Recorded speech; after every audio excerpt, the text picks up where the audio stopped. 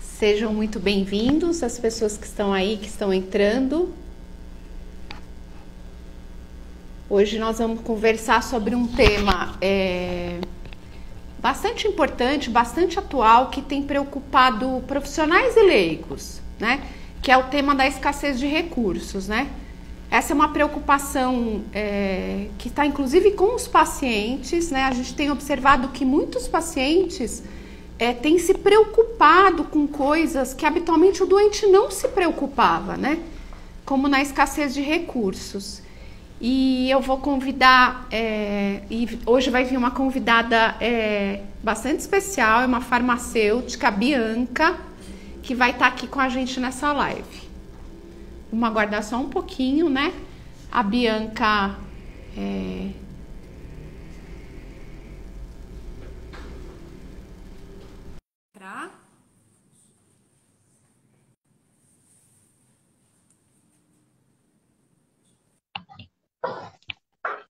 Boa noite, Bianca. Oi, boa noite, Andréa.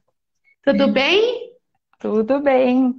Não sei como tá aí no sul, mas aqui tá com cara de Rio Grande do Sul, viu? Aqui em São Paulo hoje. Aqui Tá bem? tá, eu já não sei como é que tá na rua agora, mas eu acho que tá agradável. Para nós tá agradável. Ah, é que vocês estão acostumados. Aqui tá 18 graus, as pessoas já estão tudo de casaco e bota. Seja bem-vinda, Bianca, aqui na Sobec. Hoje a gente então vai tratar de um tema bastante importante que preocupa diversos profissionais de saúde e tem preocupado inclusive pacientes, que é a escassez de recursos, né? Então a gente vai conversar sobre a falta de recursos na pandemia. Então, em tempos de escassez, o que fazer?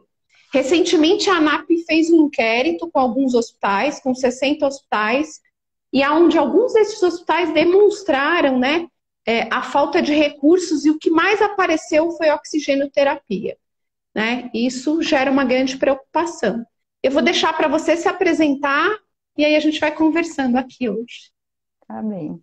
Boa noite, agradeço o convite, André. É um prazer a gente poder discutir um tema que é tão atípico, né, de um cenário que a gente está vivendo já há tanto tempo e que agora acaba não só preocupando os gestores e os profissionais de saúde, mas também os pacientes e o público leigo em si. Acho que essas discussões sempre agregam muito e não há dúvida que a gente vai conseguir tirar algumas coisas bastante positivas dessa discussão essa noite. Então, eu sou a Bianca, eu sou farmacêutica, atualmente sou coordenadora do serviço de farmácia do Hospital Moinhos de Vento de Porto Alegre. Tá.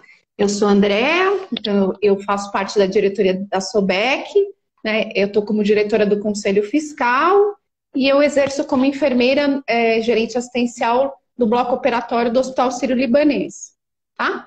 Então a gente vai conversar um pouquinho. Primeira coisa que eu queria saber, Bianca, é como vocês têm se organizado do ponto de vista, né, de planejamento, organização e de gestão da crise, né? Entendendo que nós já temos mais de um ano que nós estamos vivendo essa situação. Sim. Aqui no hospital, na verdade, em março de 2020 foi criado o comitê de crise específico, né, para enfrentamento da pandemia, que foi o Comitê de Enfrentamento ao Covid.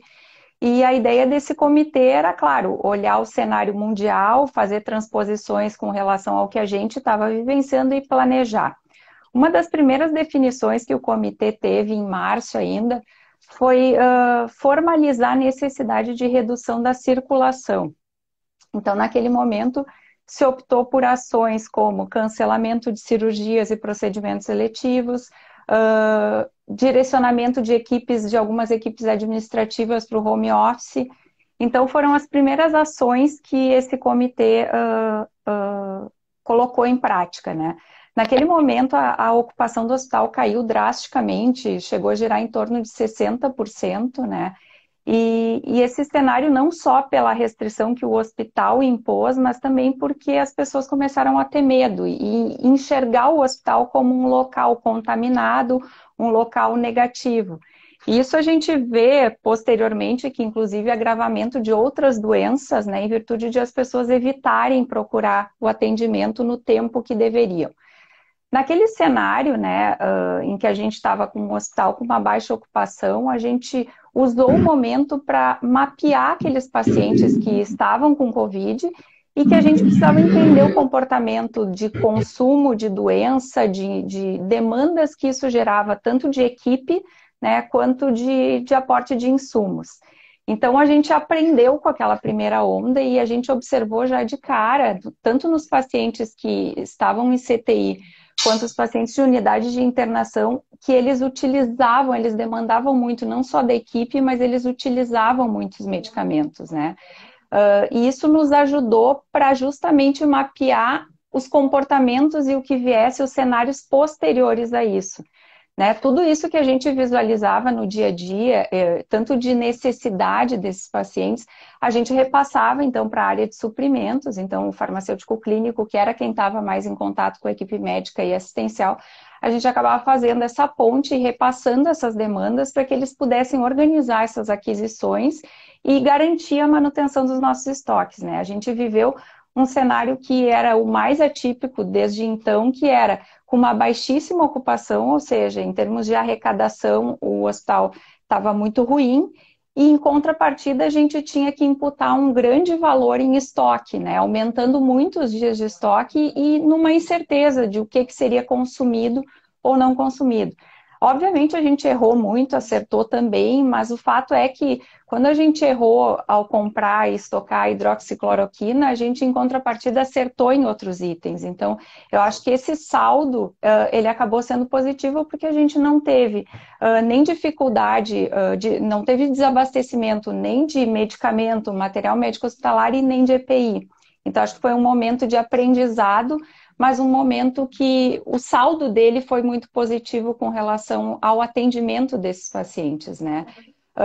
Tudo isso, tudo teve que ser repensado, e quando a gente fala muito no estoque, a gente, não é só isso que a gente teve que repensar, né? A gente teve que repensar desde o que como que a gente ia atender a prescrição desse paciente, né? A gente ia entregar numa unidade COVID, quem ia entregar? Se sobrassem medicamentos, como que esse medicamento iria retornar para a farmácia? Então, a partir disso, eu acho que cada unidade, cada local dentro do hospital teve que repensar os seus processos, realmente se debruçar e aprender baseado em algo que a gente não sabia. Então, era aprender frente ao desconhecido. A gente teve que atender essas prescrições de uma outra maneira, a gente teve que orientar esse paciente usando o teleatendimento. Então, por exemplo, quando a gente fala num ambulatório de quimioterapia,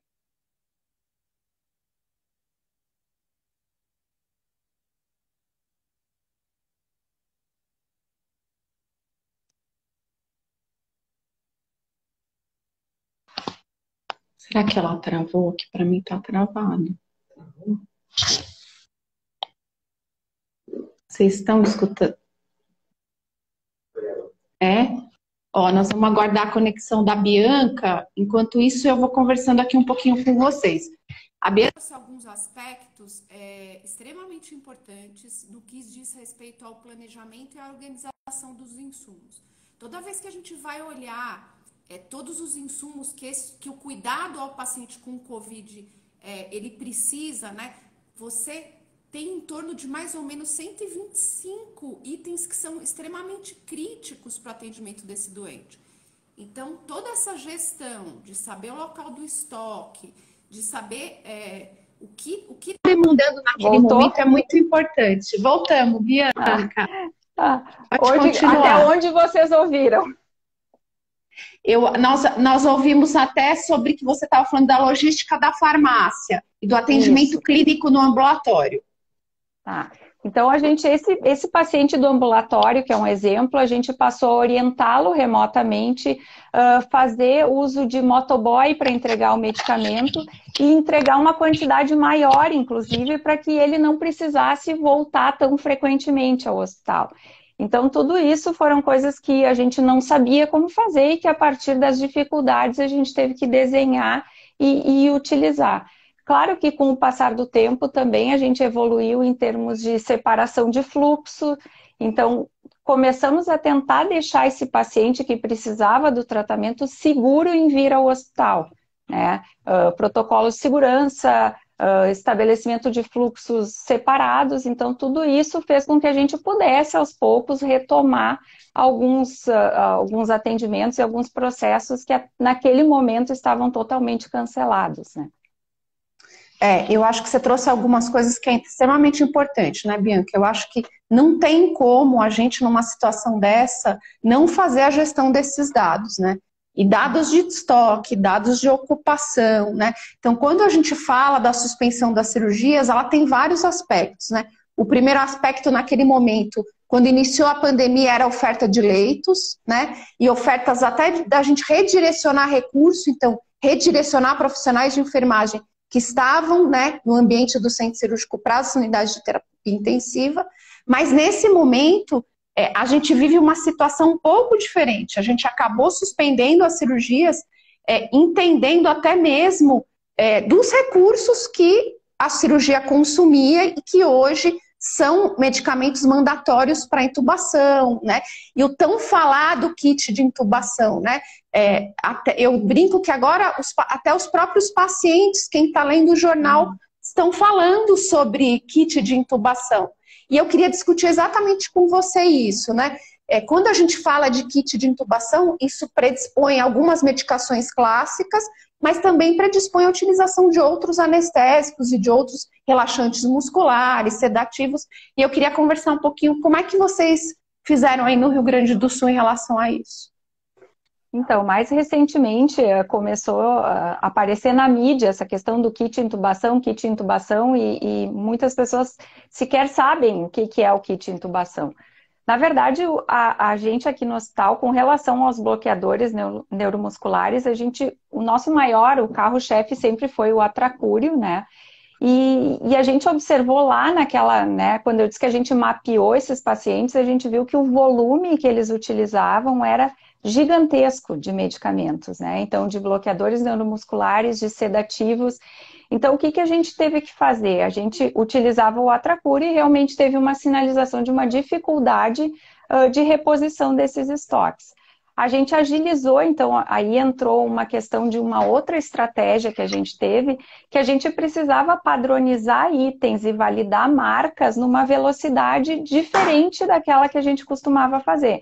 Então, se a gente olhasse um fluxo normal de uma padronização de um item ou de uma validação de marca, a gente teria reunião da comissão de farmácia terapêutica, a gente teria reunião com a indústria, faria uma visita técnica, avaliaria toda a documentação de boas práticas de fabricação, de controles de qualidade. Então, tudo isso a gente não podia deixar de fazer, mas a gente teve que fazer de uma maneira mais sucinta, a ponto de agilizar. Então, o que era a nossa prioridade? Era avaliar a documentação e garantir, obviamente, as fontes pagadoras, enfim, todo o processo que a gente precisava garantir para a sustentabilidade. Então, naquele momento, a gente achou no mercado, por exemplo, o cisatracúrio, que a gente conseguiu fazer aquisição e que substituiria o atracúrio. Só que daí a gente vem para uma outra seara, que o cisatracúrio era uma droga nova para nós aqui no hospital, ou seja, não era uma droga padronizada, e a gente precisava entender o comportamento. Então, o que isso acabou gerando? Quando a gente fala ali do atracúrio para o cisatracúrio, tem uma potência de em torno de 1,8 de um potencial maior de ação dele. Então, a gente precisou recalcular todas as doses, né, descrever alguns protocolos, criar daí para questões de segurança e agilidade de atendimento, prescrições padronizadas no sistema, para que a farmácia pudesse agilizar a dispensação desses itens, e em contrapartida a gente garantisse a segurança das doses que estavam sendo usadas. Então, tudo isso foram adequações a curtíssimo prazo. A gente sempre brinca que essas coisas acontecem ou na sexta-feira, no final da tarde, ou na véspera do feriado, né? Então, esse foi uma das coisas, e o posterior é que a gente precisava, como todas as drogas novas que a gente passa a utilizar, monitorar os efeitos adversos que pudessem aparecer e que a gente sequer naquele momento, tirando aquilo que estava na literatura, saberia manejar. E a gente estava tratando com um paciente que ele era diferente, ou seja, o que tinha na literatura talvez não servisse para aquele paciente, a gente passa daí a também criar um banco de dados para isso. Depois do Cisatracur, a gente pode pegar um outro exemplo que nos faz pensar e se debruçar, que é o Propofol. Isso a curtíssimo prazo, a gente também teve uma sinalização de dificuldade de aquisição do Propofol numa concentração de 2% a 50 ml, o que vira um problema porque o paciente de CTI, de novo, usa um volume muito grande. Então, se a gente ofertasse o de 1% a 20 ml, a gente teria um problema com a equipe assistencial, que teria que manipular inúmeras vezes esse item, então traria outros riscos, né, além do desvio de efetivamente aquilo que a gente estava precisando, que era o cuidado direto ao paciente, né. Então, o que a gente fez? A gente também propôs uma nova dosagem, um novo protocolo, onde a gente dobrava a velocidade de administração, colocava em bureta, dava uma outra estabilidade, para que esses pacientes pudessem ser atendidos, gerando um impacto mínimo possível para a equipe assistencial. Então, isso foi uma das outras exemplos assim, que a gente acabou fazendo. Outra coisa, bomba de infusão. A gente sabia que havia também uma dificuldade de bomba de infusão. A gente também se debruçou sobre estabilidade e compatibilidade das drogas e acabou liberando algumas drogas que antes a gente não pensava em liberar uma infusão na mesma via, e a gente acabou liberando e fazendo essas adequações, né? Tudo isso, obviamente, a gente também trouxe algumas questões para a farmácia, então, saindo da questão do kit intubação, que é o que está em voga, eu acho que tem coisas também tão preocupantes quanto a dificuldade de aquisição de alguns antibióticos, né? Hoje em dia, a gente tem, o mercado também está instável nesse momento. A gente, para tentar também otimizar os recursos, a gente trouxe alguns para serem preparados na farmácia, porque daí a gente consegue também manejar melhor. Então, são ações que não estão restritas, né, ao kit intubação, e eu colocaria aí também os anticoagulantes, que são outra classe que tem preocupado muito e que a gente novamente precisou avaliar os protocolos de prevenção de tromboembolismo venoso e não só ficar voltado ao uso, por exemplo, da enoxaparina e ampliar isso para a fondaparinux, para a dabigatrana, enfim. A gente, junto à equipe médica assistencial, redesenhou e redefiniu os protocolos para que a gente pudesse, de fato, deixar esses insumos que estão mais frágeis em termos de aquisição para aquele paciente que não tivesse, de fato, outra alternativa, né? Tem alguns aspectos que você trouxe, Bianca, que são realmente importantes, e a gente sempre diz, né, que assim, quem está vivendo essa situação, né, é de suma importância que a equipe de terapia intensiva, junto com os anestesiologistas, né, porque se a gente for pensar, quem mais conhece esse tipo de medicação é o anestesista. Então, ele é um profissional que pode ajudar tanto a farmácia quanto as unidades de terapia intensiva a desenhar protocolos mais eficientes, né? A gente sabe que os pacientes usam muito mais droga do que eles precisam, né? Então, quem sabe, a partir desse momento, né, o uso do relaxantes musculares dentro da UTI acaba sendo muito mais racional, um uso muito mais racional do que antes eles estavam utilizando. Isso é uma coisa que a anestesia já vinha trabalhando, né? Esse uso racional do opiáceo, o uso racional dos relaxantes musculares. Então, é extremamente importante que exista um trabalho cooperativo entre as duas áreas, né? Entendendo que é uma situação de crise e que você tem outros relaxantes musculares, né? A gente fala que tudo bem, ninguém quer usar pancurônio, mas existem outras classes de relaxantes musculares, porque muitas vezes as pessoas ficam presas a essas medicações clássicas e logicamente, que as pessoas estão acostumadas a manejar com o doente. A gente entende, mas acho que a farmácia, junto com a anestesia e junto com, né, o médico da terapia intensiva, eles conseguem ditar protocolos muito mais eficientes para esse doente, né, Bianca? Isso a gente fez, foi uma parceria ímpar, assim, com relação à equipe dos anestesiologistas com a equipe de terapia intensiva, e foi justamente essa avaliação, né, que a gente fez, a gente teve que revisitar o processo realmente de como acontecia, onde era fundamental que se usasse a droga A, onde era fundamental que se usasse a droga B, e quebrar alguns paradigmas. Eu acho que a gente acaba caindo numa zona de conforto porque tem a disponibilidade, porque tem o recurso, e na ausência isso nos obriga a repensar.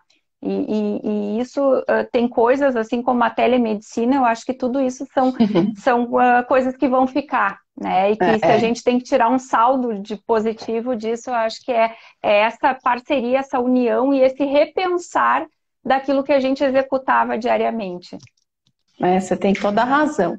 Tem uma outra pergunta que a gente tem aqui, que é assim, que o custo dessas medicações subiu bastante, né? Então a Márcia Pereira, que é a vice-presidente da SOBEC, ela está perguntando que o custo dessas medicações subiram bastante, né? Da aquisição. E ainda temos que lidar com o recurso financeiro para manter os pacientes e os cuidados adequados. Como é que vocês têm lidado com isso, Bianca?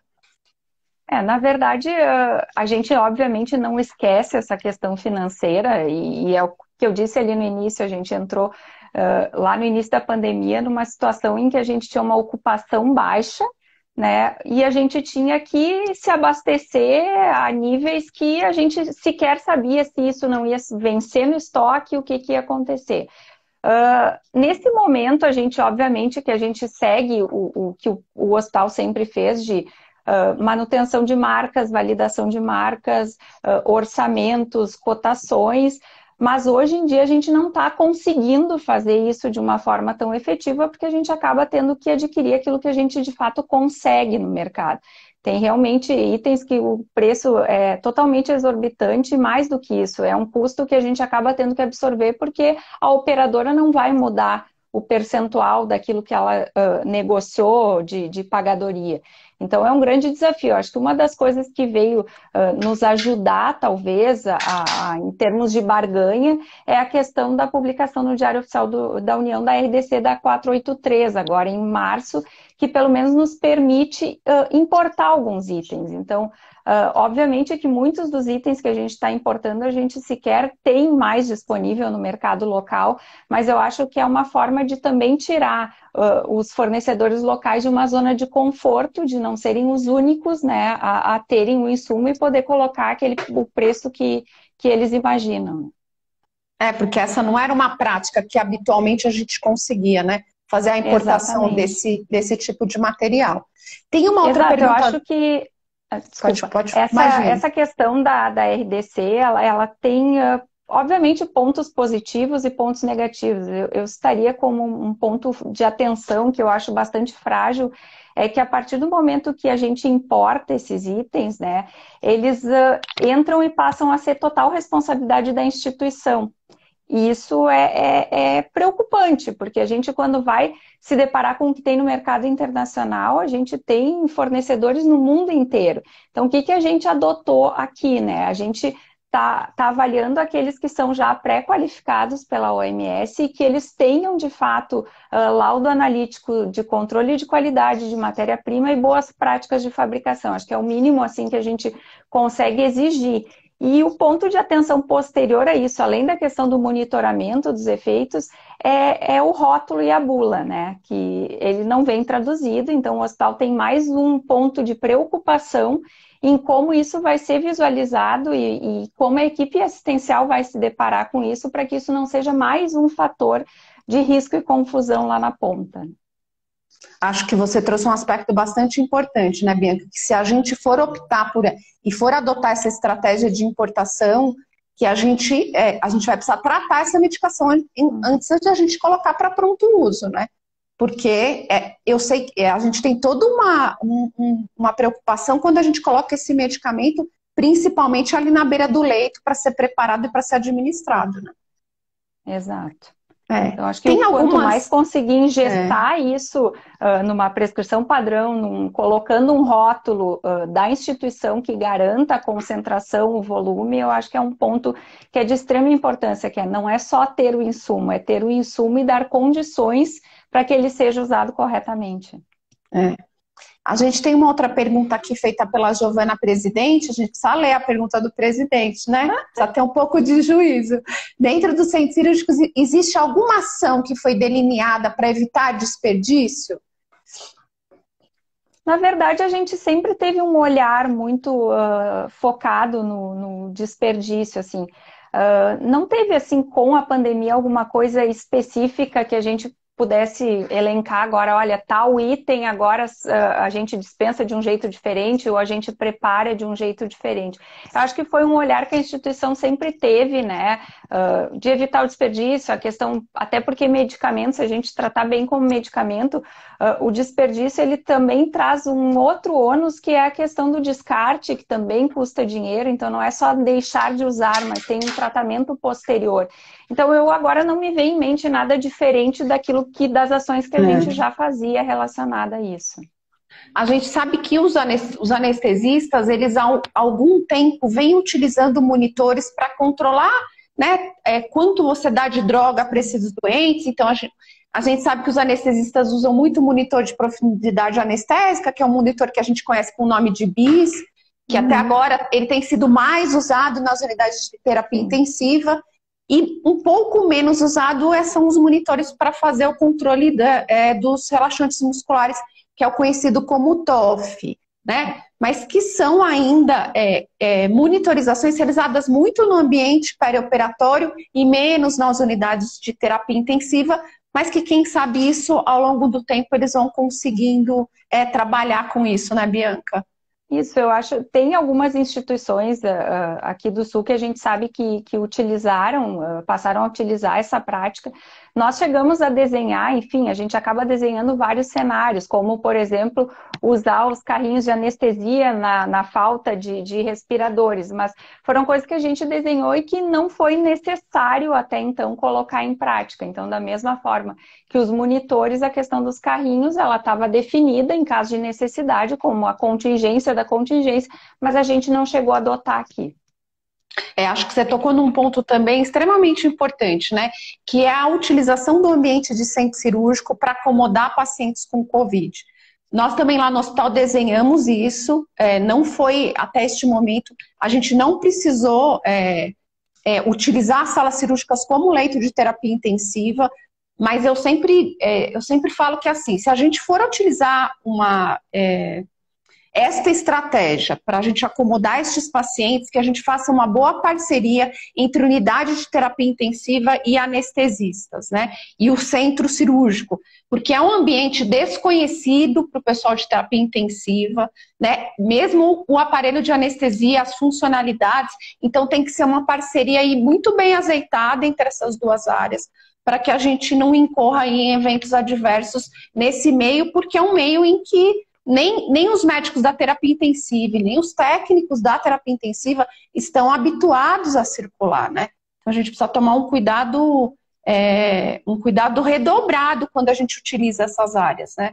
Porque parece simples a gente mudar as pessoas de área e colocar as pessoas para atender, mas não é tão simples assim, né? As pessoas têm todo um jeito de trabalhar nas unidades de terapia intensiva que vão ser totalmente diferentes, né? O doente na sala de cirurgia, ele está preso a uma determinada área. Você não tem visão da sua UTI, né? Você vai ter doentes dentro das salas.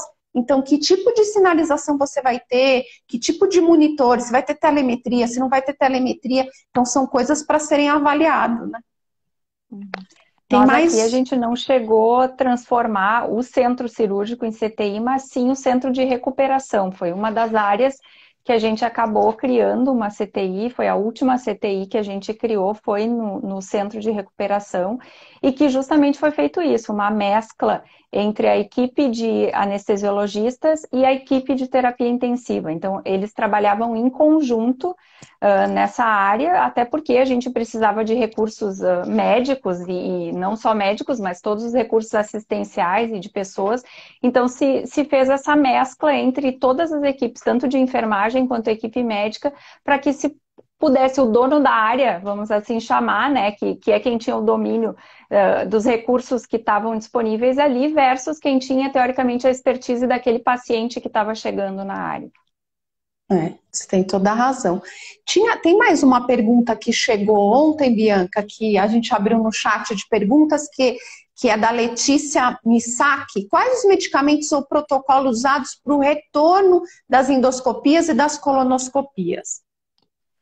Na verdade, a gente aqui no Sul, a gente está em bandeira preta, né? Então, hoje o decreto, ele não está restritivo, ele está mais restritivo com relação aos hospitais públicos, ele está mais direcionado, e nos hospitais privados ele está como uma recomendação. Então, ele recomenda que todos os procedimentos eletivos pudessem, aquilo que pudesse esperar que realmente fosse deixado para depois. A gente, naturalmente, isso aconteceu, acho que independente do hospital tomar essa decisão, e nós tomamos essa decisão no passado, nesse momento a gente não chegou a formalizar essa decisão, porque ela acontece naturalmente pelos pacientes e muitos médicos, né, que tem medo, tem receio, ficam inseguros em vir.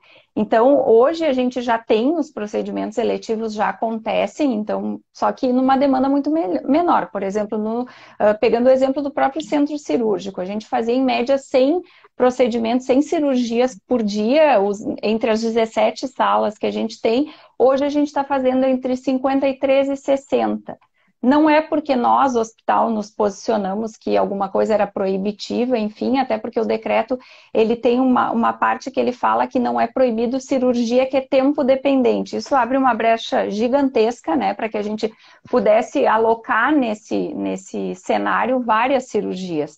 Mas é uma coisa que tem acontecido naturalmente. Então, hoje a única coisa que a gente formalizou isso foi lá no início, não foi agora, que a gente dividiu os fluxos. Então, existem fluxos para paciente COVID e fluxos para paciente não COVID. Inclusive, os prédios lá no início, a gente tinha blocos hospitalares diferenciados para isso. Então, não foi uma questão de uma restrição imposta pelo hospital. Então, os protocolos são os protocolos que a gente tem de uso de EPI, enfim, e de entrada e saída dos pacientes, mas a gente retomou os procedimentos eletivos em todas as áreas. Para quem quiser saber mais um pouquinho sobre esses protocolos de drogas e algumas indicações, a Sociedade Brasileira de Anestesia, ela fez um documento e aí onde contém algumas recomendações, acho que entre outras sociedades, né, Bianca, que também trabalharam fazendo, e isso está disponível no site para vocês darem uma olhada, mas foi o que a Bianca falou, né, o retorno desses procedimentos que a gente neste momento está considerando eletivo, ele vai depender da sua capacidade de aquisição para anestésicos, para relaxantes musculares, a sua disponibilidade de leito, de terapia intensiva. Então, tudo isso tem que ser meio orquestrado, né, por uma gestão desse comitê que foi instituído na grande maioria dos hospitais, que é esse comitê de crise que faz toda a organização. Né? Não dá para a gente ter ações isoladas, né? Não dá para a gente suspender uma coisa e não suspender outra. A gente tem que ter um olhar mais amplo de tudo isso, né, Bianca? Em termos de protocolos, assim, de medicamentos, a gente não modificou. Eu acho que o fato do fluxo ter sido menor e da demanda ser menor acabou nos permitindo a manter os mesmos protocolos que a gente utilizava em termos de uso de medicamentos, né? Mas a única mudança é realmente os protocolos relacionados a fluxo de circulação de pessoas. E acho que também você tocou num ponto que é importante, que assim, se a gente muda qualquer que seja a medicação, é sempre relembrar, né, a dose por quilo, porque às vezes são medicações que aquele médico não estava habituado a usar, né? E eu acho que a farmácia tem um papel muito importante nisso, né? De redirecionar protocolos, sempre, né? Além da validação, obviamente, da prescrição, que já faz parte da nossa rotina há muito tempo, a gente procurou criar itens padrão na prescrição que facilitassem o médico tanto a prescrever, pudessem agilizar e facilitassem o raciocínio ali frente àquela droga que estava sendo utilizada. Então, isso foi uma das ações.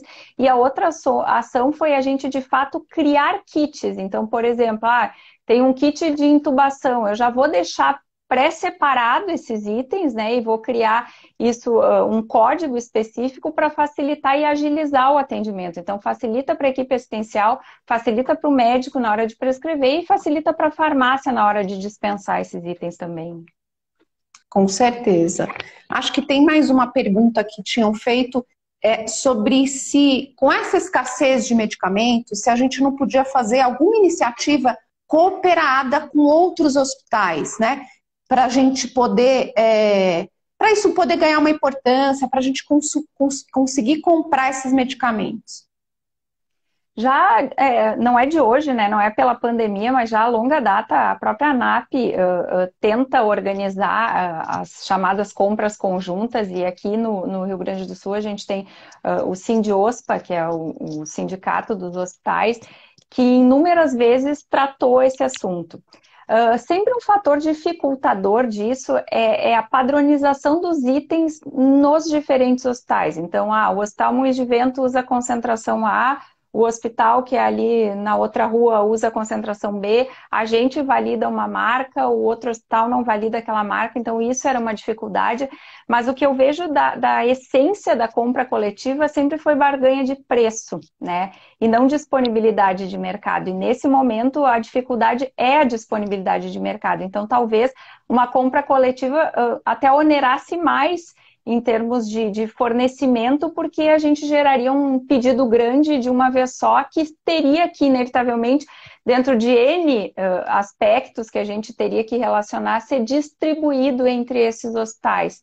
Então, eu sei que foi amplamente discutido, mas que não conseguiu se concluir nenhuma compra nesse sentido. Já é algo que já há muitos anos se fala, mas sempre muito relacionado a barganhar preço e não a barganhar quantidades, né? Vocês, Bianca, também tem um questionamento, como é que vocês mudaram a forma, porque eu não sei como é que vocês vivem isso aí no Hospital Moinhos de Vento, mas a gente tem muito problema, principalmente nas unidades de terapia intensiva, para atender as filas que ficam de pessoas indo à farmácia por conta da complexidade desses doentes. Vocês mexeram em alguma coisa na logística disso, no atendimento dessas farmácias, para atender essas unidades?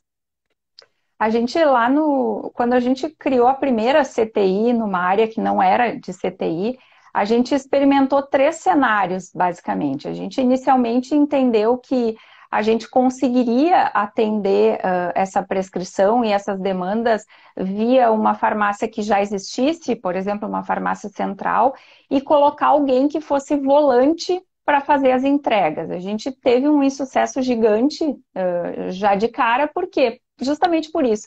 As prescrições são extremamente dinâmicas, o volume é muito grande desses pacientes, e daí a gente migrou para uma outra tentativa, que foi de colocar um dispensário eletrônico. Também não funcionou porque a dinâmica não permitia sequer, muitas vezes, que se atualizasse em tempo a prescrição para gerar no dispensário, para que alguém fosse retirar esses itens, e a quantidade de abastecimentos que a gente tinha que fazer no dispensário também era muito grande.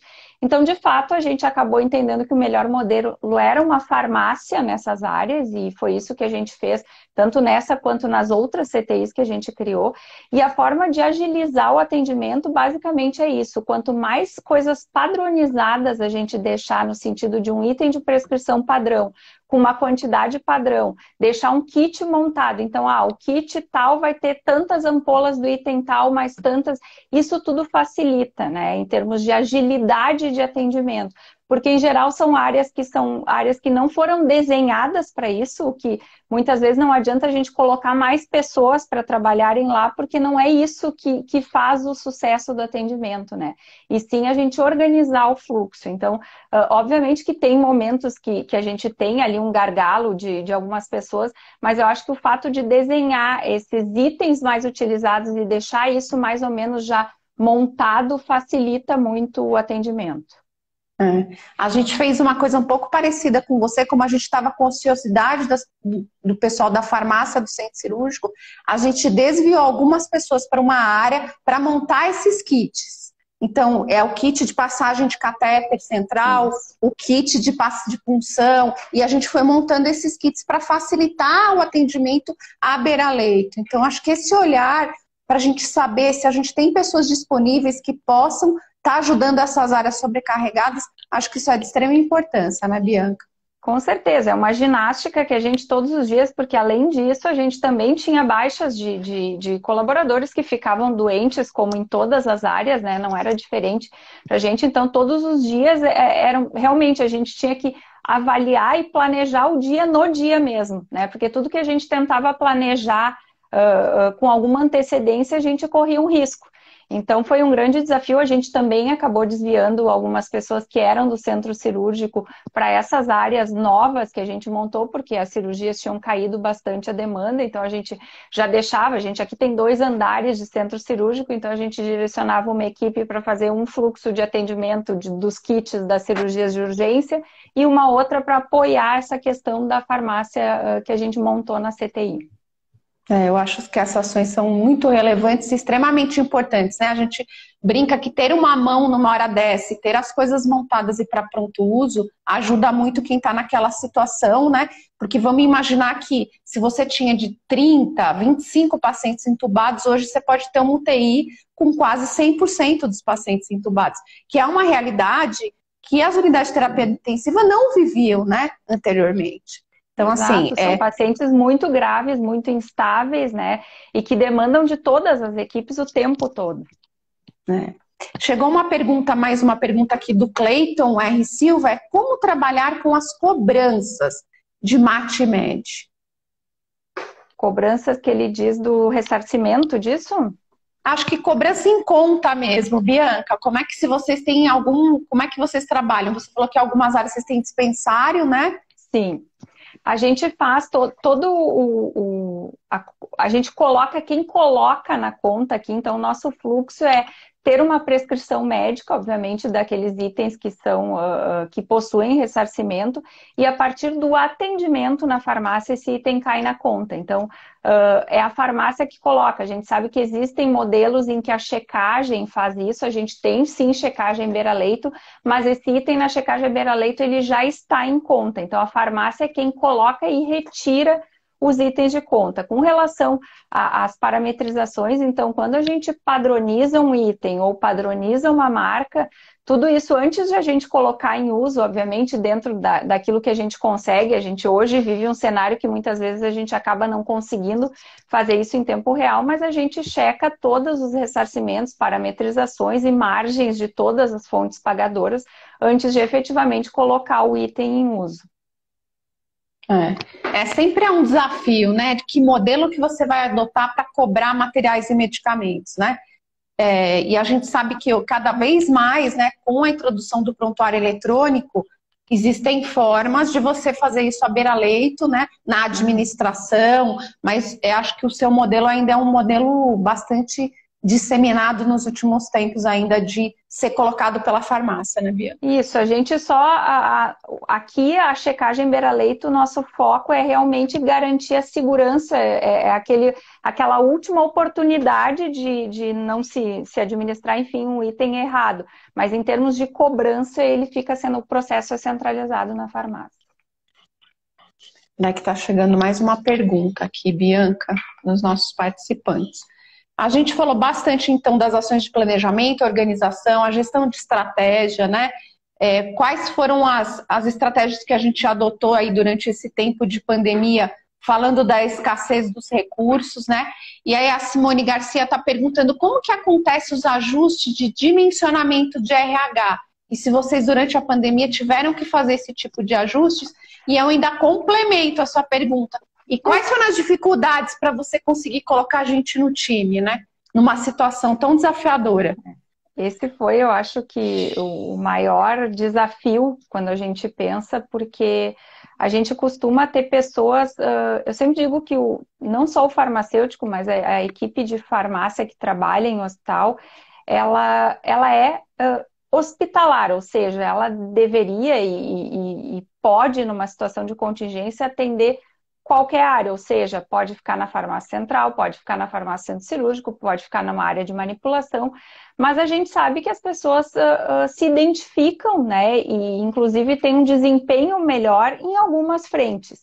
E a gente tem isso muito desenhado. Então, assim, a equipe, por exemplo, que era do centro cirúrgico, é do centro cirúrgico, a equipe da CTI, e eles acabam se acostumando com aquele cenário, até o local, e isso agiliza o atendimento, fideliza aquele atendimento. Só que a gente teve que desconstruir esse modelo, porque ou a gente não tinha pessoas suficientes porque estavam afastadas, ficavam doentes.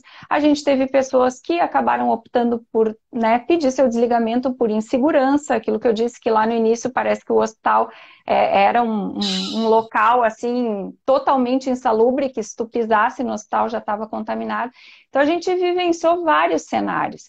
E em contrapartida, nas áreas que a gente abria, a gente precisava recrutar pessoas e não conseguia. Então, a gente tinha uma necessidade imediata de ter aquele recurso das pessoas, e a gente, mais do que isso, a gente não tinha tempo para a curva de aprendizado dessa pessoa, a gente não tinha tempo de desenvolvê-la, a gente precisava que ela já chegasse voando. Aqui a gente adotou a seguinte estratégia, a gente começou a fazer um pupurri, então mesclar essas equipes para que elas se equilibrassem entre si e que um pudesse apoiar o outro, obviamente sempre colocando um farmacêutico na área que tivesse uma expertise específica daquele processo, mas a gente não teve como fugir de colocar pessoas que talvez nunca tivessem pisado numa CTI a trabalhar numa CTI e fazer os atendimentos. A gente teve dificuldades, obviamente, mas a gente não teve insucesso, a gente não teve erros que foram relacionados a isso, então eu acho que todo mundo, o principal, assim, eu acho que todo mundo entendeu o momento que a gente estava vivendo, e eu costumava comentar com eles, a gente tem momentos que a gente não basta dar 100%, e aquele era o momento, a gente tinha que dar mais de 100%, porque a gente tinha um propósito. Quando a gente escolheu ser profissional da saúde, isso estava intrínseco na atividade que a gente tinha que desenvolver, e por isso algumas pessoas acabaram não seguindo, porque não se sentiram confortáveis frente a isso, mas era, de novo, uma ginástica diária que a gente tinha que quase que toda manhã sentar e olhar, bom, o que temos para hoje e fazer os ajustes.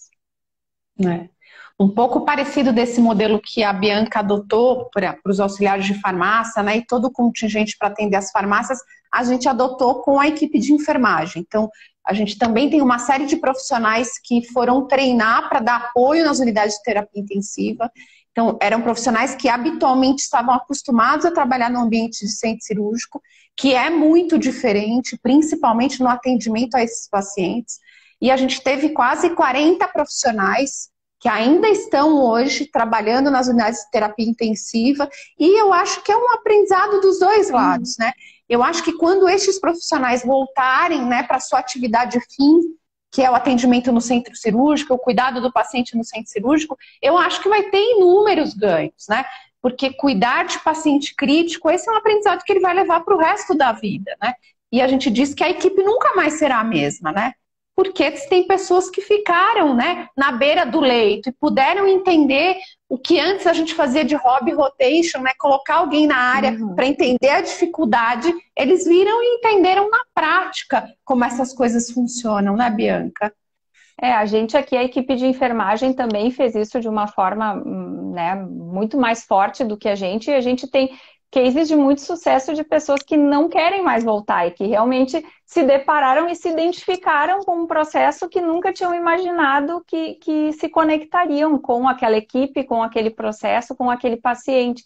Então, a gente tem inúmeros cases de sucesso e realmente, na enfermagem, eu acho que o Job Rotation aconteceu de uma forma muito forte, porque desde pessoas que eram da uma área de maternidade tiveram que apoiar e sempre todos muito disponíveis, e eu acho que todo mundo ganhou, né? Aquilo que eu comentei lá no início, existem coisas e saldos que vão ficar e esse é um deles, e a gente sempre teve dificuldade, eu falo pela minha equipe, assim, muitas vezes da gente trocar as pessoas de lugar, e eu digo que a CTI era sempre o último lugar que eles queriam ir, porque achavam que a demanda era grande, que os pacientes eram graves, e a gente teve que aceitar isso, e todos foram extremamente disponíveis a aprender e apoiar nesse momento. Com certeza. Nós estamos indo para a reta final, Bianca, aqui desse papo delicioso. Eu poderia ficar com você aqui um tempão conversando, tá uma delícia. Mas gostaria que você fizesse suas considerações finais, deixasse uma mensagem para quem está nos assistindo, né? Sabendo que a gente ainda tem um tempo né, vivendo tudo isso, apesar de algumas cidades já estarem fazendo uma abertura, a gente tem, eu acho que o pior cenário da pandemia neste momento, né, porque a gente tem um número crescente de contaminados, um número crescente de mortos, né, e que a gente está um pouco longe disso, pensando se a gente levar em conta o número de pessoas que estão vacinadas, né. Ontem o ministro da Saúde repactuou novos prazos, né? O que ele tinha dito que ia ser no meio do ano, ele já estendeu isso para setembro, para a população de alto risco. Então, acho que as pessoas não podem esquecer. E hoje também saiu um artigo bastante interessante no jornal, no Estado, se vocês tiverem a oportunidade de ler, que assim, eles já fizeram uma identificação que no ano de 2020 morreram 55 mil pessoas a mais que não são Covid, que são por outras doenças. Então, toda a responsabilidade que os serviços têm de retomar o seu atendimento básico para dar conta de atender essas urgências que não estão sendo atendidas. Exato.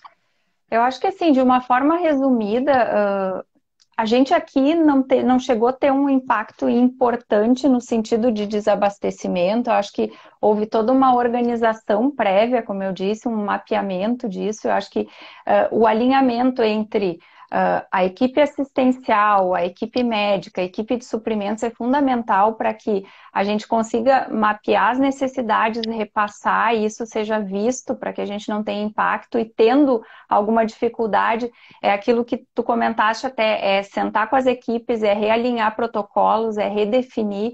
Eu acho que tudo isso é o segredo do sucesso, porque a gente não tem prazo, a gente dificilmente de imediato a gente vai ter toda a população vacinada, então a gente vai ter que aprender a conviver com isso e não deixar de atender os outros pacientes. Eu acho que isso é fundamental, que as pessoas têm que ter medo sim, têm que ter insegurança, eu acho que o medo protege, mas os pacientes não podem deixar de procurar o atendimento em caso de necessidade, porque depois a tendência é uma gravidade maior e a gente nunca sabe nessas curvas quando é o momento que o hospital vai estar esgotado de recursos. A gente pensa lá no início, falava, depois do Natal vai vir uma onda, depois do Carnaval vai vir, depois da Páscoa. Isso é muito, né, é algo que a gente não tem isso de uma forma absoluta que a gente pudesse direcionar. Então, acho que é isso, é seguir com os cuidados e esse alinhamento das equipes é fundamental para o sucesso de uma instituição e que a gente consiga disponibilizar esses recursos, né, aos pacientes. Concordo plenamente com você, Bianca. Gostaria de te agradecer muito, foi muito bom estar aqui com você essa noite, da gente poder conversar um pouquinho disso, né, que é um tema que tem sido abordado frequentemente nos jornais, na mídia, na televisão, né, e que realmente ele causa uma preocupação, né, causa um pavor nos pacientes. A gente recebe ligações de paciente que tem cirurgia agendada perguntando se a gente vai ter o kit de intubação para o paciente no dia seguinte. Então, eu acho extremamente importante que as instituições, né, tenham uma comunicação efetiva com esses pacientes, né, e que esse paciente se sinta seguro para procurar o serviço de saúde e principalmente o centro cirúrgico, para que a gente possa realmente estar atendendo a esses pacientes que precisam realizar um procedimento cirúrgico. Né? Gostaria de dar meu boa noite para você e para todo mundo que ficou com a gente aqui até essa hora. E a gente espera ver você em breve. Eu que agradeço a oportunidade. Eu acho que, como eu disse, é sempre uma troca que é bastante valiosa de a gente ter. Espero que na próxima a gente possa presencialmente fazer algum evento, mas enquanto a gente não pode, eu acho que assim já é algo que agrega bastante. Te agradeço muito o convite e fiquei muito feliz em participar. Obrigada, Bianca. Boa noite para você, viu? Boa noite para todo mundo que ficou aqui com a gente até essa hora. Tchau. Boa noite. Tchau.